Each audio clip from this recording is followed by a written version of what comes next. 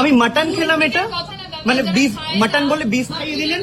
আপনি কি, আপনার কি রিলিজিয়ন কি আপনার?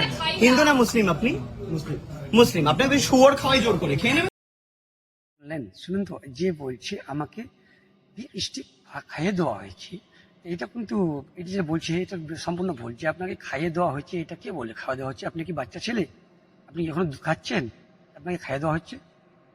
যে খাই না, আমি দেখলাম আপনি শুধু, আমি তো অনেকগুলো ভিডিও দেখলাম, কিন্তু আপনি তো একা হিন্দু না, অনেকগুলো তো হিন্দু ভাই আছে। ওরা তো বলছে যে আমরা খাই না, আমরা গোমাতাকে পূজা করি, আমরা খাই না, আমরা ও হোটেলে কেন খেতে যাবো, ওই রেস্টুরেন্টে আমরা কেন খেতে যাবো? ও ইচ্ছা মতো খেতে গিয়েছে, তুই ইচ্ছা মতো খেতে গেছিস, ইচ্ছা মতো খেয়েছিস। তুমি যে কাজটা করতে চেয়েছিলা সে কাজটা করে উঠতে পারলা না, আপনার শেষ। বুঝতে পারলো? আপনি যেটা চাচ্ছিলেন কিন্তু হলো না, কারণ হবে না। কারণ যে মানুষ এখন এতটা মানুষ বোকা না যে আপনি যেগুলো বলবেন সেগুলো মানুষ মেনে নিন। মানুষকে বোকা বানানোর চেষ্টা করবেন না, কারণ যে মানুষ বুঝে গেছে, মানুষ এতটা আগের মতো বোকা না যে আপনারা যেগুলো বলবেন সেগুলো মানুষ মেনে নেবে।